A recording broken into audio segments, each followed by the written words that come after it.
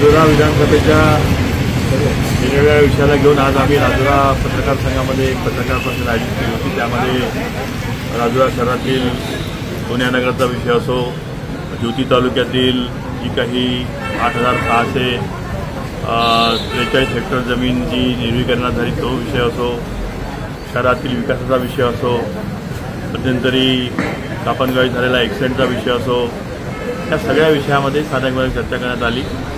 आणि त्या चर्चेमध्ये विशेषतः जी ज्योती तालुक्यातील जी जमीन आहे त्याचं निर्विकरण फेब्रुवारी 24 झालं असल्यामुळे आम्ही म्हटलं की बाबा फुकटचे श्रेय आमदारांनी घेऊ नये।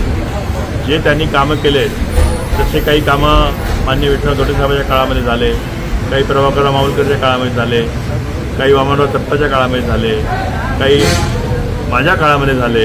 हे कामं लोकांना दिसून आलेले आहे। असं एखादं साहेबांना मोठं काम करावं आणि लोकांना सांगावं की आम्ही हे केलेलं आहे। कुठेतरी व्हॉट्सअपवर इकडे तिकडे लोकांना चाटकीट करून मी अशा प्रकारे लॉटरी काढतो म्हणून 500 लोकांचे तिकीट वाटायचे आणि 2 लोकांना बक्षीस द्यायचं। त्यामुळे सगळ्या महिला पण बिचाऱ्या शिवाय द्यायला लागलेल्या आहे आणि लोकही म्हणायला लागले की हा तमाशा पण झाला पाहिजे। त्यासाठी पण लोकांच्या मार्फतीनं त्यांच्यापर्यंत ही बाब गेली पाहिजे म्हणून पत्रकार परिषद घेऊन आज आम्ही ही सगळ्या गोष्टी उजाड केलेल्या आहेत।